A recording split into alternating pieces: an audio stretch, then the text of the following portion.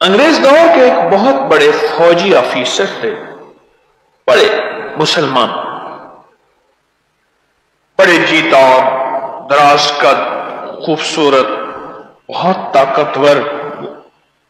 Retire ہونے کے بعد اسے فوجیوں کی ٹریننگ پہ لگا دیا، باقاعدہ ان کی سلیکشن ہوئی، ان سے التجا کی گئی، آپ اپنی خدمات ہمیں دیں، ان سے درخواست کی گئی کہ آپ اپنی خدمات ہمیں دیں۔ انہوں نے خدمات دی، انہیں معقول معاوضہ دیا گیا۔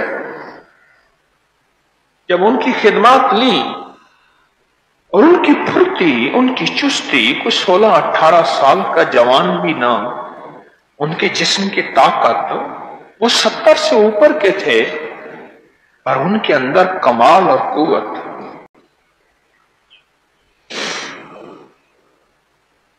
متلاشی نظروں نے دیکھا، ان کے پیچھے پڑے رہے کہ آپ کی اس طاقت کا راز کہاں ایک راز ہے، آپ بتائیں۔ کہا نہیں، یہ میرا اپنا راز ہے، میرا اپنا راز ہے۔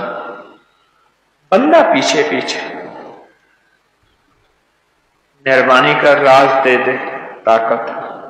طاقت ہے، بے مثال طاقت، راز دے دے۔ جیسے تیسے، بڑی لمبی کہانی ہے، اس کو راز ملا، اور راز کیا ملا؟ سورج نکلتے ہوئے میری طرف دیکھیے گا، ایسے کر کے اپنے سینے کو تان کے، لیکن ڈھیلا سینہ ہو، بالکل ڈھیلا سینہ، ایسے سینے کو تان کے، اور ناک سے سانس لینا، منہ سے نہیں، ناک سے۔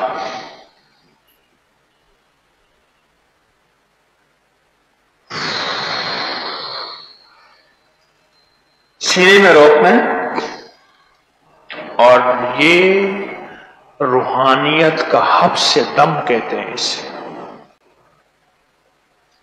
یہ ہمارے روحانی سلسلے کا ایک خاص پایا ہے، جیسے چارپائی کے 4 پائے ہوتے ہیں، میرے ممبر کے 4 پائے ہیں، ایک پایا نکال دو تو ممبر نیچے۔ یہ روحانیت کا خاص ایک ستون ہے، حبس دم۔ میں کیوں عرض کرتا ہوں، جو عمل سانس روک کے کیا جائے اس کی طاقت زیادہ ہوتی ہے۔ یاد ہے میری بات؟ ہماری روحانیت کا بہت بڑا ایک پلر اور ستون ہے۔ اس نے کہا 13 سانس ایسے لے لے، بس ہلکا سانس کھینچ، ناک سے کھینچ، ہلکا، زور سے نہیں، بالکل زور نہ لگانا سینے کا اور پھیپھڑوں کو، اور سینے میں بند رکھ، سینے کو ریلیکس رکھ اور سکون رکھ، بند رکھ۔